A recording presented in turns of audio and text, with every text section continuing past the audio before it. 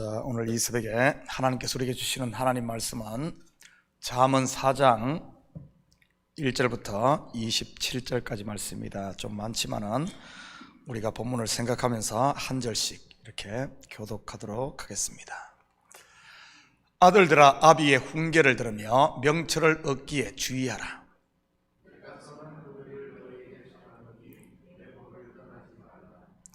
나도 내 아버지에게 아들이었으며 내 어머니 보기에 유약한 외아들이었노라.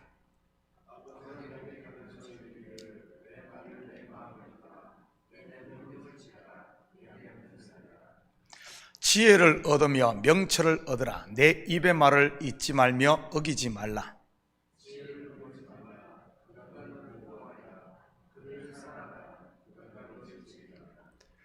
지혜가 제일이니 지혜를 얻으라. 내가 얻은 모든 것을 가지고 명철을 얻을지니라.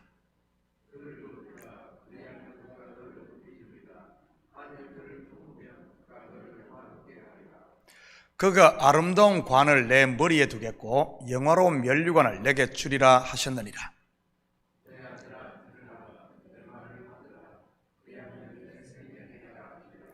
내가 지혜로운 길을 내게 가르쳤으며 정직한 길로 너를 인도하였은즉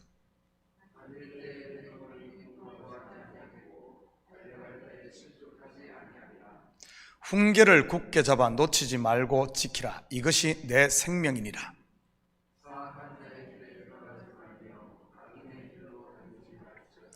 그의 길을 피하고 지나가지 말며 돌이켜 떠나갈지어다.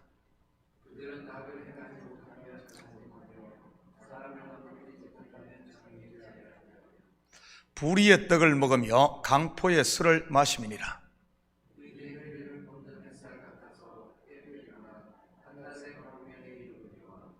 악인의 길은 어둠 같아서 그가 걸려 넘어져도 그것이 무엇인지 깨닫지 못하느니라.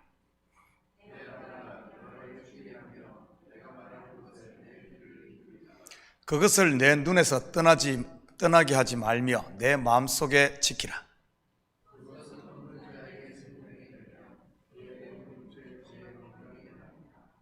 모든 지킬 만한 것 중에 더욱 내 마음을 지키라. 생명의 근원이 이에서 남이니라.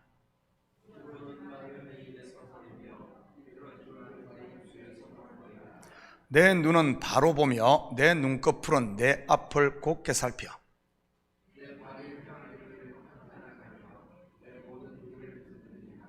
함께 읽겠습니다.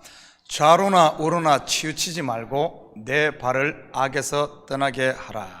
아멘. 좋은 아침입니다. 오늘 본문 4장 또한 3장에 이어 지혜가 주는 유익에 대해 소개하고 있습니다. 한마디로 지혜가 살게 하고 지혜가 복되게 한다는 말입니다. 그러니 반드시 지혜를 얻어야 하고 지혜를 사랑해야 한다는 말이지요. 지혜를 사랑해야 한다고 하니 철학을 하라는 말인가 하시는 분들이 있을지 모르겠습니다. 왜냐하면 철학, 곧 필로소피가 지혜를 사랑한다는 말이니까요. 그런데 잠언에서 말하는 지혜는 그런 세상적인 의미의 지혜가 아니라고 했습니다. 잠언서에서 말하는 지혜에 대한 정의부터 다시 한번 확인하고 가도록 하겠습니다. 지혜가 뭐죠? 세상을 사는 처세술인가요? 물론 그것도 지혜입니다. 그렇지만 잠언에서 계속 강조하는 지혜는 좀 더 차원이 다른 지혜를 말하고 있습니다. 바로 여호와를 경외하는 것이 지혜지요. 그렇다면 어떻게 하는 것이 여호와를 경외하는 것일까요? 당연히 그의 계명, 말씀을 지키는 것입니다. 그의 계명을 잘 지키면 얻게 되는 궁극적인 결론은요, 구약적으로 말하면 복을 받습니다. 맞죠? 복입니다. 그렇다면 성경에서 말하는 복이 뭐죠? 잘 먹고 잘 사는 것이 복입니까? 이 땅에서 입신양명하는 것일까요? 아닙니다. 산상순이 어떻게 시작되죠? 우리말 성경에는 심령이 가난한 자는 복이 있나니 천국이 저희 것이며 이렇게 시작되지만 헬라 원어 성경을 보면 복 있는 자여로 시작을 합니다. 복 있는 자여 하며 선포를 하는 것이지요. 시편 1편 또한 복 있는 자는로 시작을 하고요. 성경에서 복은 다른 게 복이 아닌 바로 구원을 복이라고 하는 것입니다. 예수 그리스도를 믿음으로 안식을 얻은 성도들 말이지요. 아무리 부귀영화를 누린다고 한들 그 앞에 지옥이 기다리고 있다면 그것이 어떻게 복이라고 하겠습니까? 복을 빙자한 저주이지요. 천지창조 7째 날을 하나님께서 복되게 하사 거룩하게 하셨다고 하신 것 또한 이 안식, 7째 날 안식이 복이라는 말입니다. 이 말은 안식의 주인이신 예수가 복이요, 또한 그리스도를 영접한 그리스도와 하나 된 성도가 복되고 거룩하다는 그런 말이지요. 결국 지혜는 나를 향한 하나님의 사랑의 결정체인 그리스도께로 우리를 인도하고 그리스도를 영접하게 함으로 구원받는 것을 말하는 것입니다. 구원을 받지 못하는, 구원으로 인도하지 않는 지혜는, 그것은 성경에서 말하는 지혜가 아닙니다. 그래서 성도가 바로 복된 자요, 지혜로운 사람인 것이지. 앞에서 공부했지만 복습을 하면 어떻게 이 지혜를 얻을 수 있다고 했습니까? 1절입니다. 아들들아 아비의 훈계를 들으며 명철을 얻기에 주의하라. 제가 잠언을 시작하며 서두에 말씀드렸듯이 잠언은 같은 내용이 계속 반복됩니다. 사실 교육도 반복이요, 훈계도 반복 아닙니까? 그러니 오죽했으면 자녀들이 부모가 뭐 말만 하려고 하면 또 그 소리 하며 잔소리 한다고 하지 않습니까? 이렇게 반복하는 것은 그만큼 우리가 잘 잊어버린다는 의미도 있고 그만큼 중요하다는 말이기도 합니다. 우리의 출발이 죄 곧 애굽에서 나왔다 보니 조금만 방심하면 자꾸 그곳으로 돌아가려고 하기 때문입니다. 들었던 말씀 또 듣고 들었던 말씀 또 들어야 하는 것이죠. 그래서 찬송가 가사에도 이런 말이 있지 않습니까? 평생에 듣던 말씀 또 들려주시오 하고 말이지요. 평생에만 들었겠습니까? 어떤가 하면은 어머니 뱃속에서부터 같은 말이 계속 또, 그리고 내가 들었던 말을 또 자녀에게 전해주고 계속 그 똑같은 말씀이 지금 어떤가 하면은 2000년 이어져 오고 있고 구약까지 치면은 지금 6000년 가까이 지금 그 말씀이, 똑같은 말씀이 이어지고 듣고 또 듣고 듣고 또 듣고 하고 있는 겁니다. 그런데도 지금은 어떻습니까? 잠시만 방심하면 나도 모르게 옛날로 돌아가는 것이 우리의 본성 아닙니까?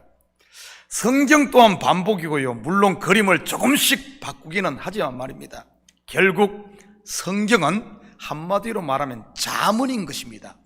찌를 잠자 말씀 은자 해서 계속해서 잠자려고 하고 제자리 머무르려고 하는 우리를 깨워서 그리스도께로 인도하는 말씀 말이지요. 마치 출애굽한 이스라엘을 애굽에서 깨우고 40년 광야에서 찔러 깨움으로 그들을 약속의 땅 가나안으로 인도하듯이 말입니다. 가나안 땅에 정착한 후 왕정 시대를 거치면서도 같지 않습니까? 선지자들을 통해 계속해서 율법으로 돌아가고 우상으로 돌아가고 자기에 돌아간 그 백성들을 깨우니까요. 신약도 마찬가지고요, 율법으로 돌아가려고 하고 제자리에 눌러 앉으려고 하는 성도들을 끊임없이 복음의 말씀으로 찔러 깨우니 말이지요. 신앙생활이란 그렇게 자다 깨다 매 찔리면서 결국 종착역인 아버지 품으로 가는 게 신앙생활인 겁니다. 그렇다면 우리를 그리스도께로 인도하는 지혜를 어떻게 얻습니까? 바로 들음입니다. 성경은 또한 잘 듣는 것을 지혜라고 말하고요, 여기서 아비의 훈계라는 말은 단순히 육신의 아버지만을 말하는 것이 아니라고 했습니다. 바로 지혜 학교에 지혜자를 일컫는 말입니다. 물론 인생을 많이 산 아버지도 아들에게는 지혜자이고요.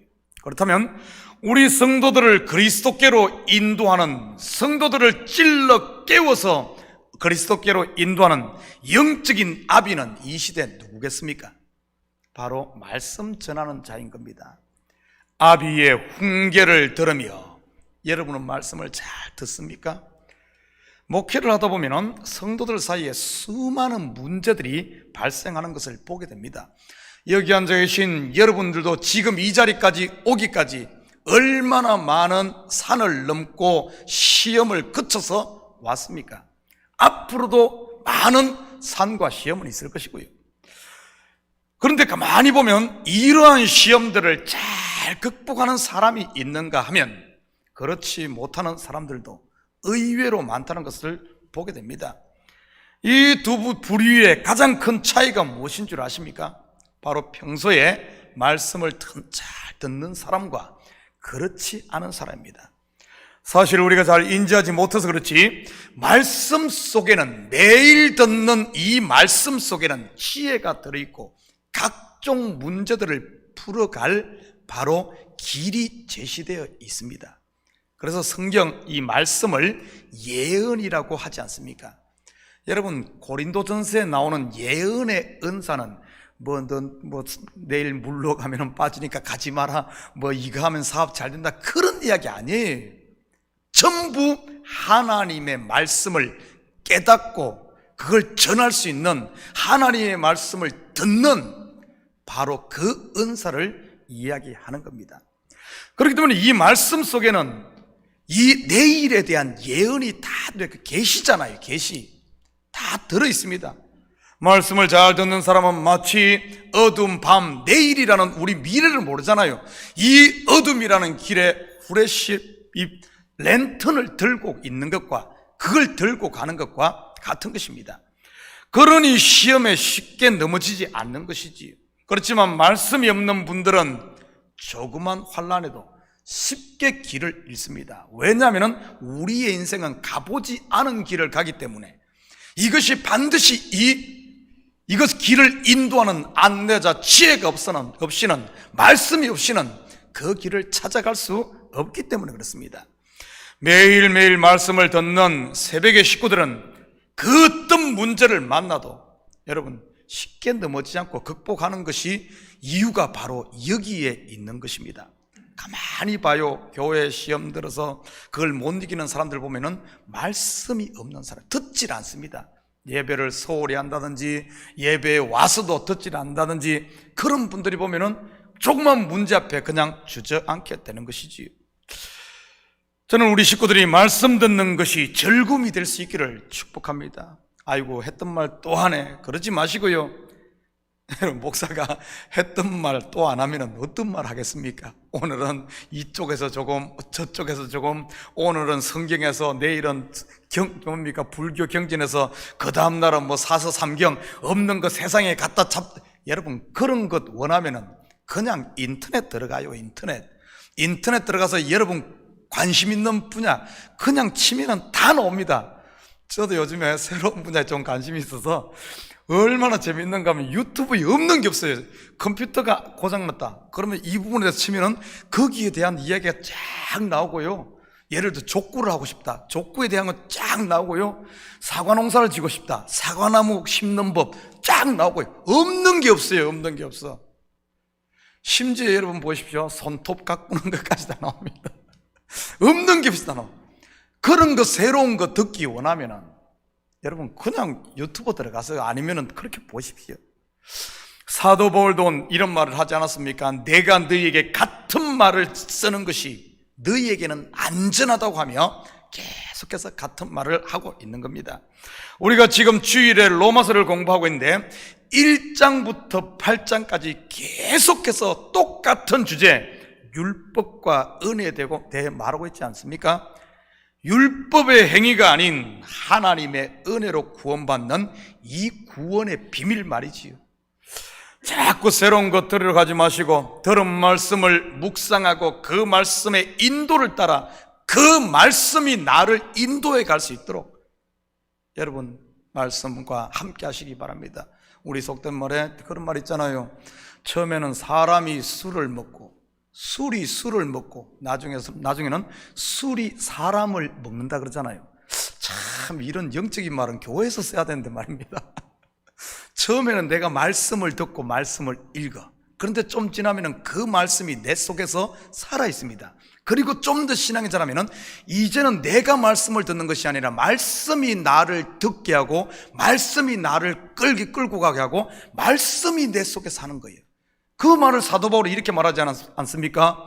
내가 그리스도가 내 속에 사는, 그래서 나는 없고 나는 아들로 사는 겁니다. 아들로. 그리고 하나님 앞에 설 때는 나라는 모습은 전혀 없고 그냥 아들 대신 그리스도로 서는 거예요. 그래서 하나님 보실 때 이는 내 사랑하는 자라 이렇게 되는 겁니다.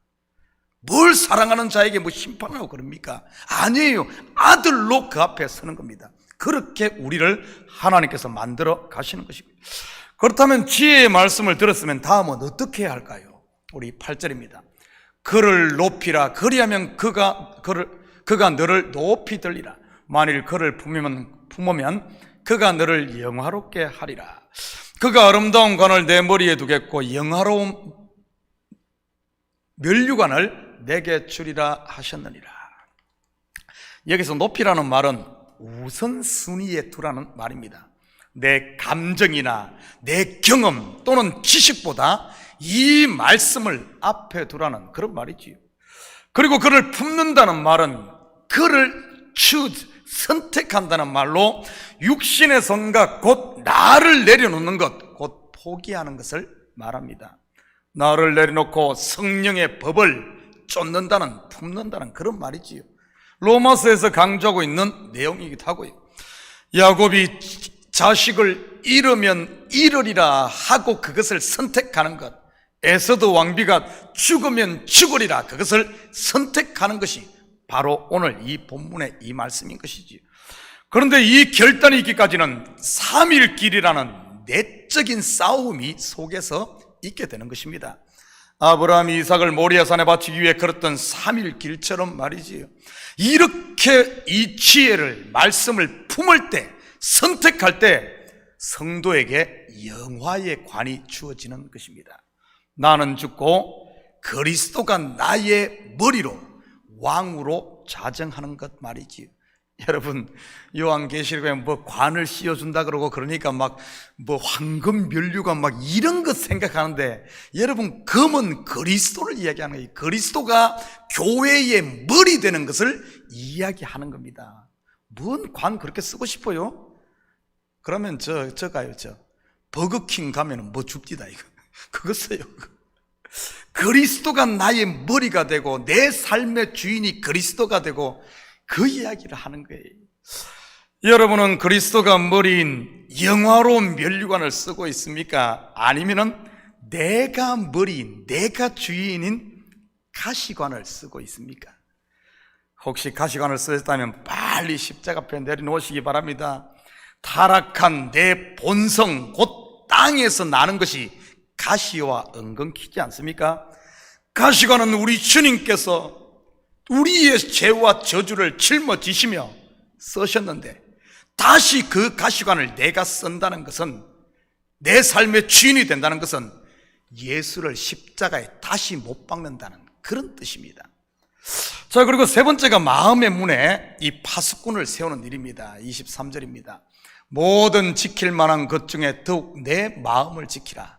생명의 근원이 이에서 남이니라.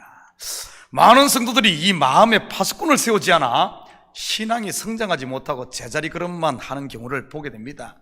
혹시 여러분 중에 여러분의 마음이 다른 사람의 말 한마디에 좌지우지 되지는 않습니까? 누구의 말 한마디에 천국 갔다가 지옥 갔다가 하시는 분들 말이지요. 왜 그런 줄 압니까?